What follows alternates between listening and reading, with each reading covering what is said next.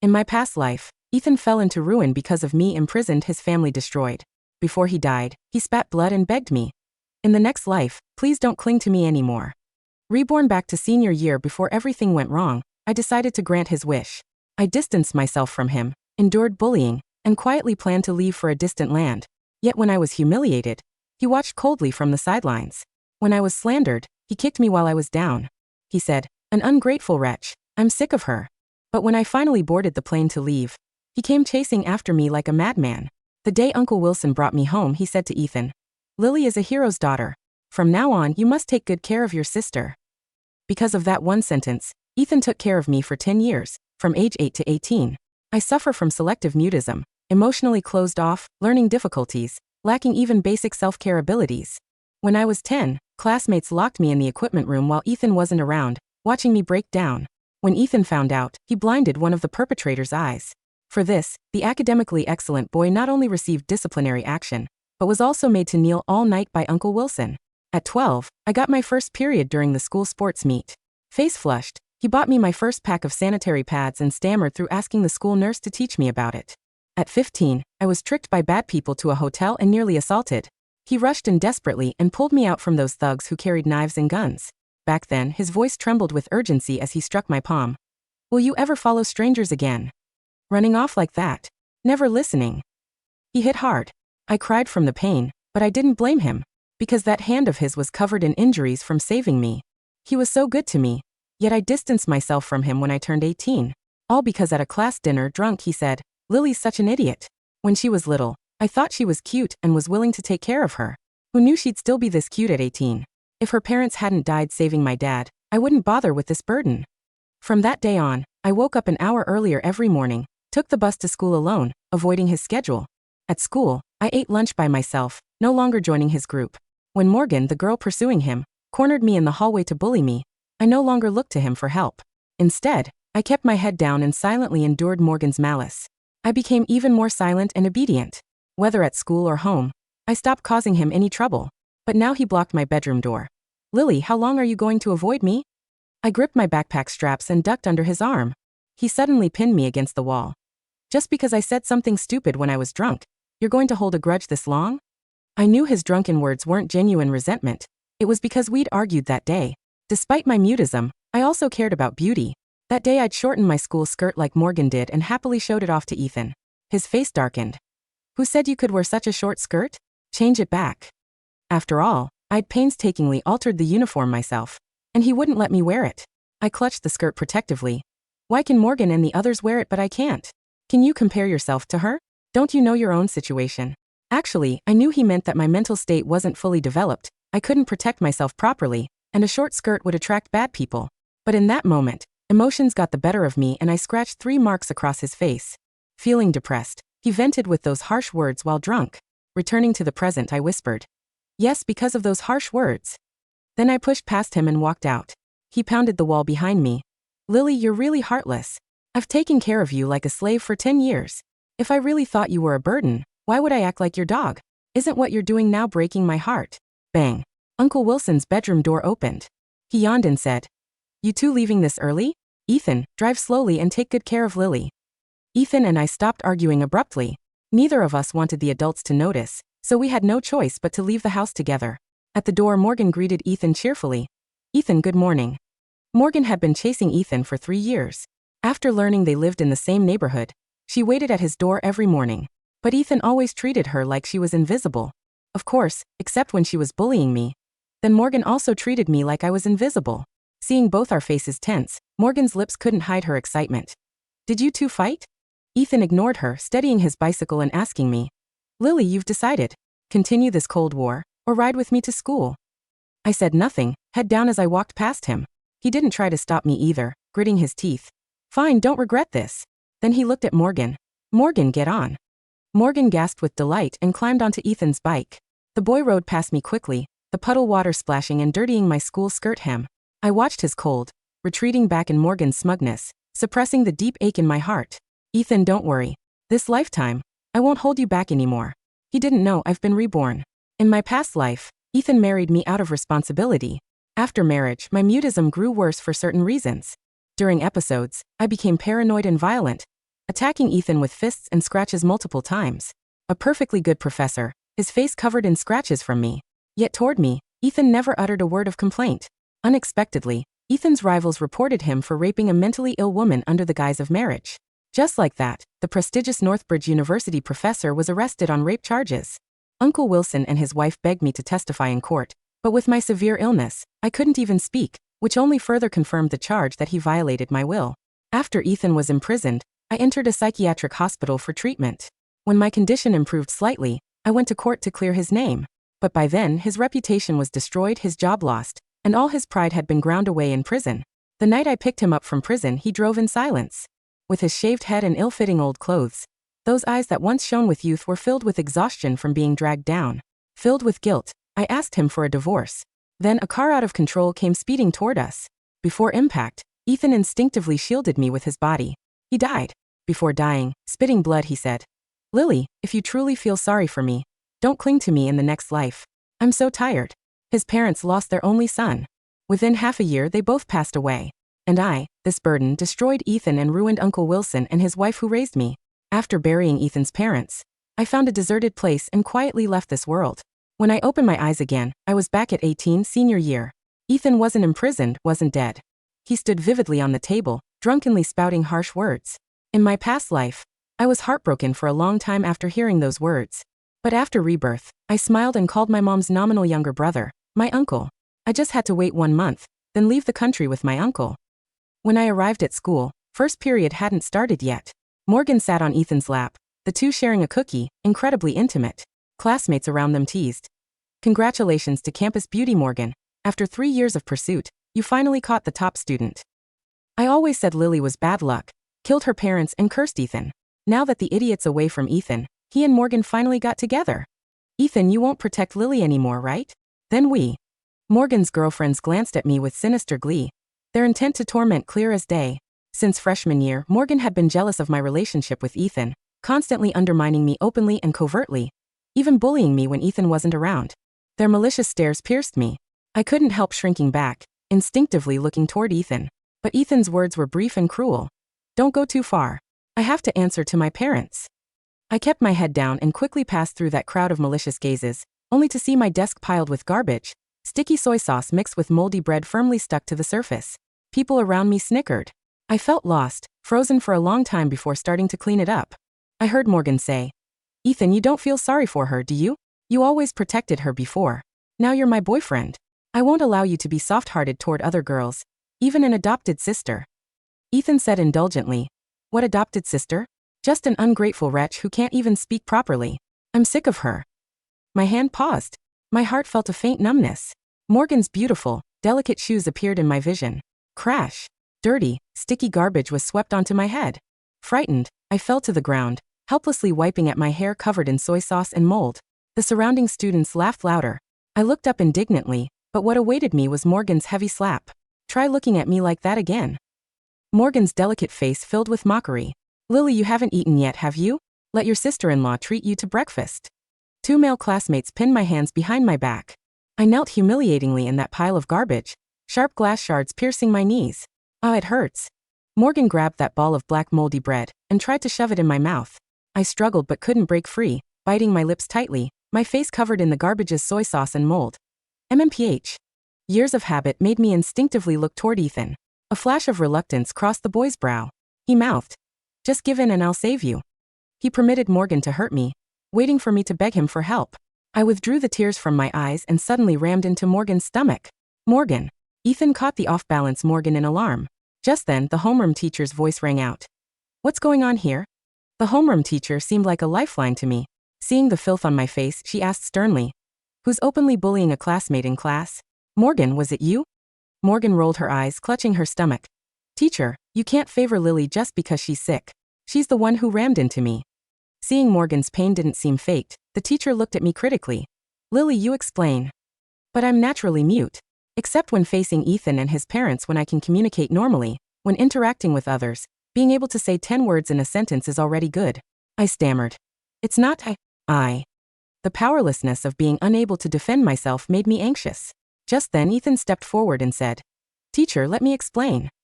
Like a beam of light shining on me, I looked at Ethan hopefully, thinking he would give me justice. But Ethan said, Lily had an episode this morning and made a mess of her own desk.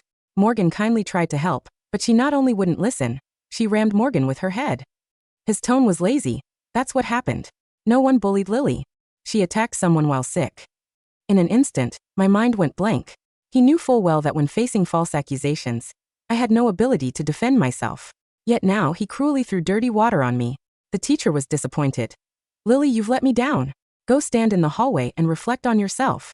The teacher's criticism stung. I stared blankly at Ethan, lips trembling. Why? He didn't give me any look, carrying Morgan to the infirmary. Only when passing me did he raise his eyes. The teacher told you to go stand in the hallway. What? Didn't understand. My heart throbbed with dull pain. Ethan, my knees are bleeding. Can't you see? After class, the crowded hallway was full of malicious stares. Look at her face, so disgusting. Doesn't it look like a pile of shit stuck to her face? The mockery was endless. Someone even picked up the disgusting bread from my desk and threw it at me. I trembled all over, completely breaking down. My condition felt like a flood about to breach the dam, ready to become hysterical any moment. I didn't want to hurt others during an episode, so I shakily fumbled through my bag for my medicine. Finally finding it, someone snatched it away. Give it back. I looked up sharply to see Morgan's mocking expression, and Ethan stood beside her, not stopping her. I stood up and rushed toward Morgan, only wanting to get the medicine back. But Ethan instinctively kicked me away, as if I were some uncontrolled wild dog. You want to hurt people again? His force wasn't great, but that kick shattered my heart. Seeing me fall, Ethan looked away with reluctance. Lily, if you apologize to Morgan, I'll have her return your medicine. After all, you were in the wrong first. She's doing this just to get your apology. He wasn't someone who couldn't tell right from wrong.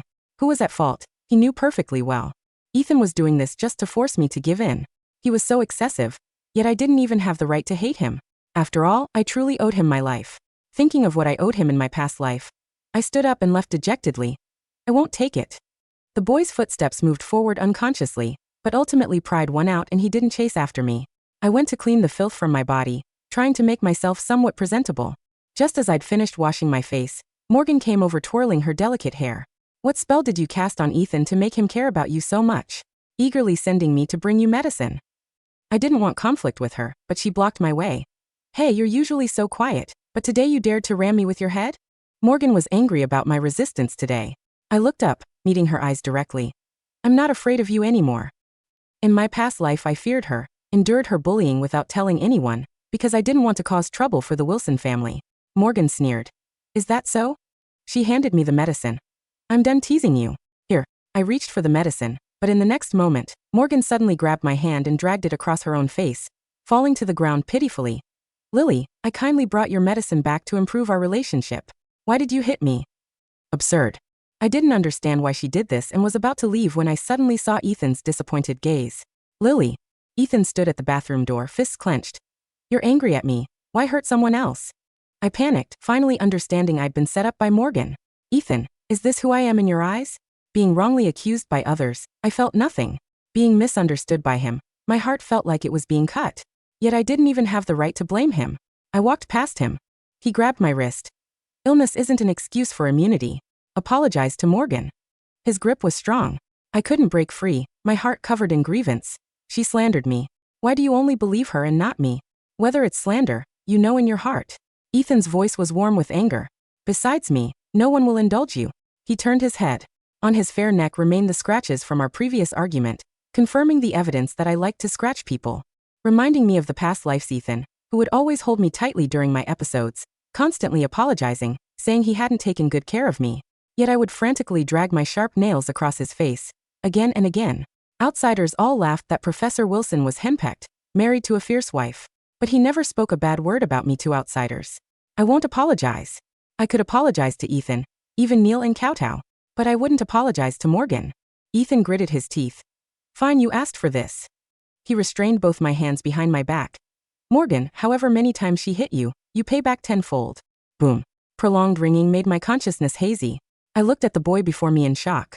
His expression was serious, not joking at all, until Morgan's slaps fell like sudden rain. 1, 2. Ah.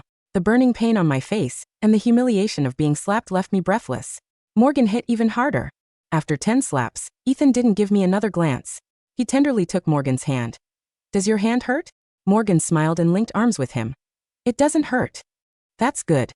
I stood there for a long time before forcing my injured mouth into a smile. Ethan, you didn't need to restrain me, because I wouldn't have fought back. After school that day, Ethan and I went home separately. Uncle Wilson anxiously watched at the door. Seeing me finally return with injuries on my face, he criticized Ethan. What dinner? You didn't even notice your sister was being bullied. Aunt Wilson asked with concern. Lily, did you fight with your brother? Why haven't you been coming home together these past few days? Is someone bullying you at school? Ethan said coldly. She had an episode and hit herself. She's so fierce. Who would dare bully her? Kneel down. Uncle Wilson was furious. I told you to take good care of your sister. Is this how you take care of her? Ethan threw down his chopsticks and walked to the living room to kneel. She doesn't need me. Stop being presumptuous. He rarely defied his elders like this. It made Uncle Wilson raise his hand to slap him. I spoke up to stop him. Brother's right. I hit myself. I'm tired and want to go upstairs to rest. Hearing this, Ethan's bowed head lifted, his gaze complex as he looked at me. Aunt Wilson sighed. Ethan, you know Lily's condition. When there are conflicts, you need to accommodate her more. Haven't I accommodated her enough? Can't she feel sorry for me even once? Uncle Wilson said helplessly. Stubborn boy. If you don't treasure your time with Lily now, you'll regret it eventually. Do you know she'll soon? Uncle Wilson. I stood at the stairs, interrupting him. Uncle Wilson held it in uncomfortably, but ultimately didn't tell Ethan I was leaving. But how smart was Ethan? That night, he came into my bedroom carrying hot milk. This had been his habit for 10 years. Heating me a cup of milk before bed. But since we started our Cold War, I hadn't drunk hot milk. Lily, you're hiding something from me. A declarative sentence. My tone was stiff as I turned away. No. He turned my face back, leaning close. How long are you going to keep this up with me? You think I felt good treating you like that today? His intimate breath brushed my face. I blushed and dodged. I need to sleep. Ethan's throat moved. After looking around, his gaze landed precisely on a suitcase. He walked over. I panicked. Inside that suitcase were all my documents for going abroad. I grabbed his hand. Ethan's face darkened as he met my eyes. Move.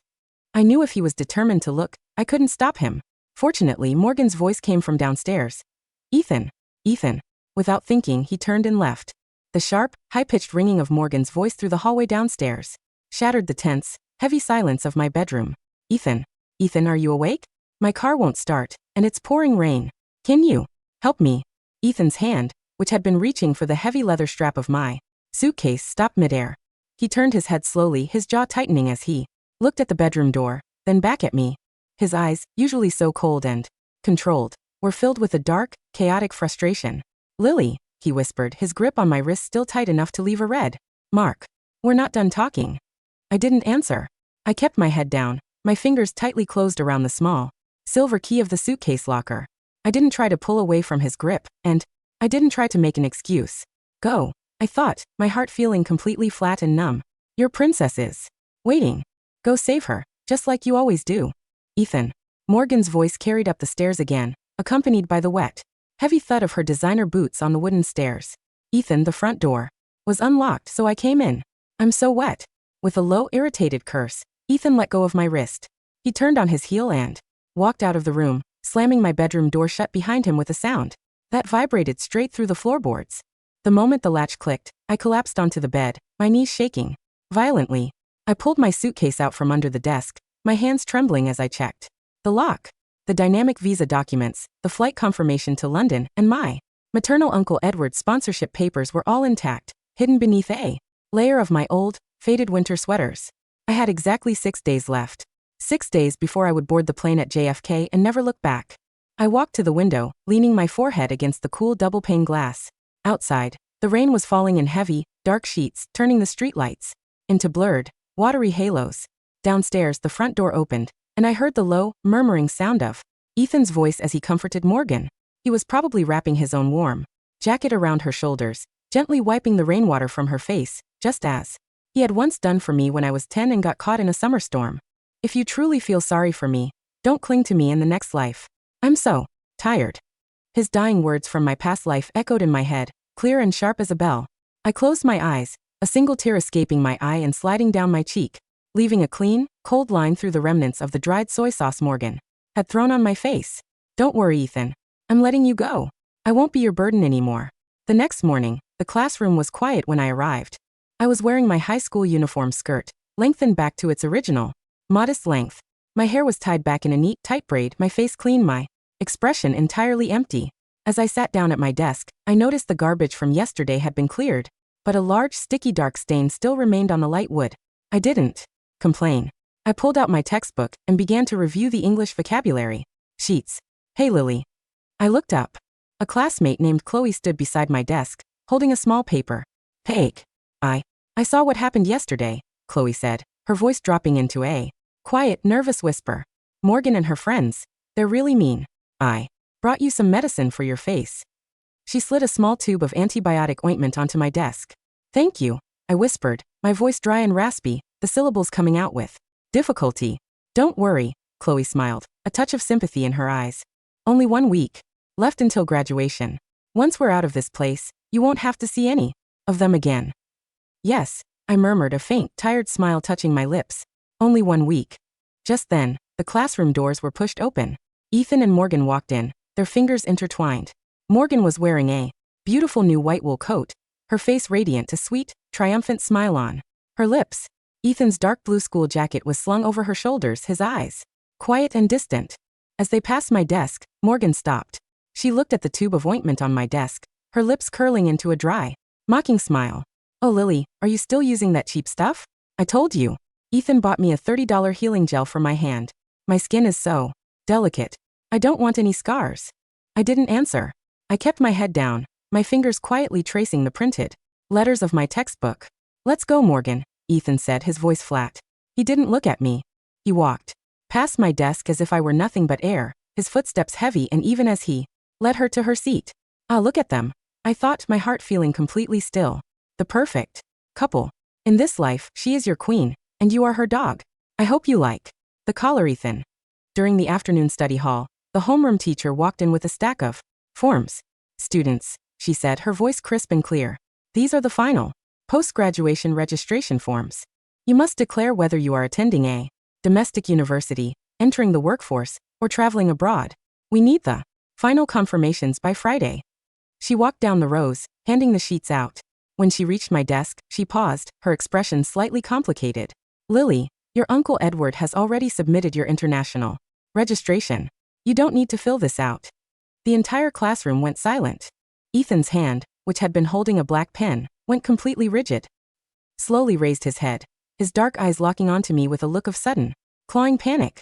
Teacher, Ethan said, his voice level but carrying a strange, dangerous tension. What international registration? Lily is going to England for her university studies, Ethan, the teacher said, slightly surprised by his tone. Her Uncle Edward has sponsored her. Didn't your parents tell you? Ethan's pen snapped in his hand, the black ink spilling out onto his paper in a dark, wet stain.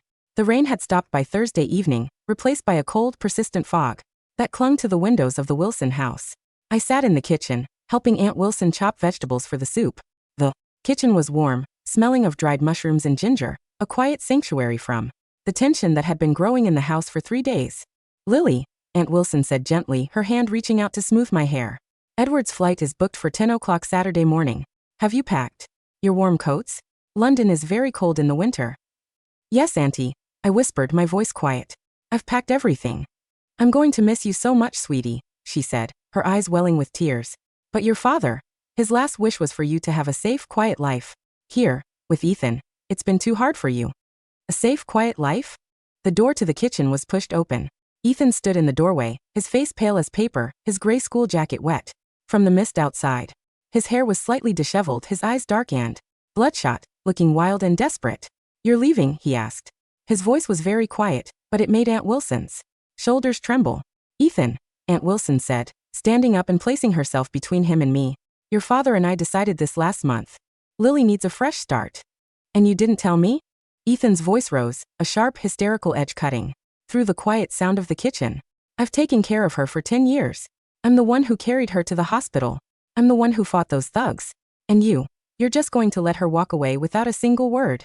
You treated her like an ungrateful wretch, Ethan. Aunt Wilson snapped, her face turning red with a sudden, desperate anger. We saw the marks on her face. Last week, Marcus told us everything. You let Morgan and her friends bully her. And you even held her arms while they hit her. I was trying to make her behave, Ethan roared, taking a step into the kitchen, his heavy boots clumping loudly on the linoleum. She was ignoring me. She was avoiding me. I thought if she realized how hard it was without me, she would finally come back to me. He looked past his mother, his dark eyes locking onto me. Lily, tell them, he begged, his voice cracking, his hand reaching out toward me. Tell them you don't want to go. I'll apologize to you. I'll kneel on the floor. I'll make sure Morgan never comes near you again. Please just don't go. I looked at his hand. It was a strong, pale hand, the knuckles scarred from the years he had spent protecting me from the world.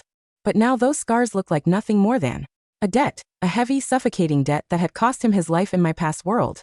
I stood up slowly, my voice calm and clear. I want to go, Ethan, I said. Why? He whispered, his body turning rigid as he stared at me. Because of Morgan? Because of those slaps? I'll hit her back, Lily.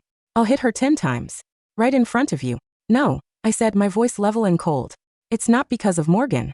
It's because I'm tired. I looked into his eyes, my expression entirely peaceful. I've spent 10 years being your burden, Ethan. I don't want to be your dog anymore. Ducking under his arm, I walked out of the kitchen, my footsteps light as I went up the stairs to my bedroom, leaving him standing in the middle of the kitchen, his hands still clutched in his pockets, his chest heaving with a deep, silent agony. The next morning, the school gates were crowded with students arriving for the final exams. I walked down the sidewalk, my old canvas bag over my shoulder, my head down. Lily! A loud, frantic scream pierced the morning air. I stopped. Morgan was standing at the entrance, her beautiful face pale and distorted with rage. She carried a thick black folder in her hand, her expensive white coat open and rumpled. Behind her stood several teachers and the school principal. You did this. Morgan screamed, running toward me, her manicured fingers clawing at the air. You sent those videos to the board. You ruined my family. What videos? I asked, my voice calm.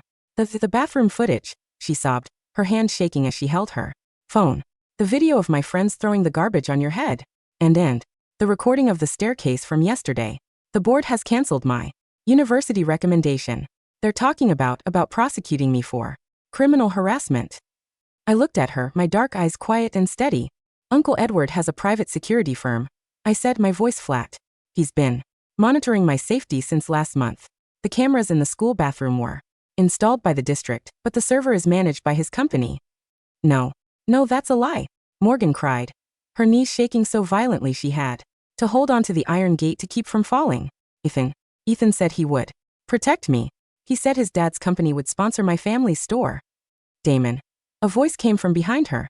Ethan walked out of the school lobby, his face pale as paper, his gray school jacket open, his shirt unbuttoned at the collar. He didn't have his books with him. He stood there alone, his dark eyes fixed on Morgan with a look of profound, clinical disgust. Ethan. Morgan ran to him, her hands reaching out to grab his sleeve. Tell them Lily hit me first. Tell them she attacked me while she was sick. Ethan slowly detached her fingers from his jacket, stepping back as if her touch were hot coal. I checked the corridor cameras yesterday, Morgan, Ethan said, his voice dropping into a cold, dead whisper. The moment on the stairs, you grabbed her hand and dragged it across your own face. She didn't hit you. She didn't even touch you. Ethan, no. I did it for us. I wanted to make sure she would never come between us. Get away from me, Ethan said, his voice flat and final. If I see you near Lily again, I will personally submit the rest of the security logs to the police. And my father's company has already canceled the sponsorship for your family's store. Morgan's face went from pale to an ugly, translucent gray. She fell onto her knees on the wet asphalt, her tears wetting the stone as her friends quickly stepped back, refusing to touch her. Ethan turned his gaze onto me. His eyes were bloodshot, his lips trembling as he took a step forward. Lily. I'm sorry. I was blind. I thought if I made you angry you would finally look at me. I didn't know she was hurting you like that. I looked at him, my expression entirely peaceful. It doesn't matter, Ethan, I said, my voice quiet. I'm going to my room to pack my bags. The flight to London is tomorrow morning. I turned my back on him, walking past the crowded gates, my footsteps light as I walked down the street toward the bus station. He didn't try to chase me. He stood at the gate, his hand clutched in his pocket, his head bowed, his body shaking as the first drops of the autumn rain began to fall. The kitchen of the Wilson house was quiet on Friday evening. Aunt Wilson had cooked a grand feast, all my favorite dishes from when I was a kid. There were sweet potato cakes, braised beef, and a large, warm bowl of ginger soup. Uncle Wilson sat at the head of the table, his face quiet and serious. Beside Him sat my maternal uncle, Edward, a tall, handsome man in a dark gray suit, his sharp eyes looking at me with a quiet, protective warmth. Edward, Uncle Wilson said, raising his glass. Thank you for taking care of Lily. Her father. He was my best friend. I wanted to give her a proper home. But my son, he's been too foolish. Don't blame Ethan, Arthur, Edward said gently, his voice deep and warm. He's young, and he didn't understand the weight of a life. But Lily, she's grown. Now, she needs to see what the world looks like when she's not hiding in the shadows. I sat beside Edward, my plate filled with food, my heart feeling lighter than it had in 2 lifetimes. Where is Ethan? Aunt Wilson asked, looking toward the dark hallway. He's in his room, Uncle Wilson said, his tone turning cold. I've locked his door. He's not allowed to attend the dinner, and he's not allowed to go to the airport tomorrow. He needs to spend some time reflecting on what he's lost. As the dinner finished, I went to my room to double-check my luggage. The suitcase was completely packed, the lock secure, my visa and passport resting on top of my dark blue wool coat. The door to my room clicked. I turned around. Ethan stood in the doorway, his chest heaving, his face pale and thin. He had climbed out of his bedroom window using the old oak tree, his hands covered in scratches and dirt from the bark. Lily, he whispered, his voice a dry, ragged rattle. Please.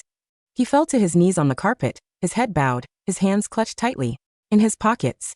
I'm sorry, he sobbed, his tears wetting the gray wool of his jacket. I'm sorry for the slaps. I'm sorry for the harsh words. I'll kneel here all night. Lily, I'll do anything you want. Please just don't go. Don't leave me alone. I walked over to him, kneeling on the carpet beside his shaking body. I reached out, my fingers gently brushing a dark curl of hair from his forehead, just as I had once done in our past life when he was lying in the hospital bed, his eyes filled with exhaustion. Ethan, I whispered, my voice calm, the syllables coming out with a perfect, quiet clarity. He slowly raised his head, his bloodshot eyes locking onto mine with a desperate, pathetic hope. Lily, you can speak? I'm cured, Ethan, I said, a faint, tired smile touching my lips. The mutism. It was just my body trying to protect itself from the debt. I thought that if I didn't speak, if I took up less space, I wouldn't ruin your life. I looked at his scarred hands, my voice dropping into a quiet, final whisper. In my past life, you died because of me. You died shielding me with your body.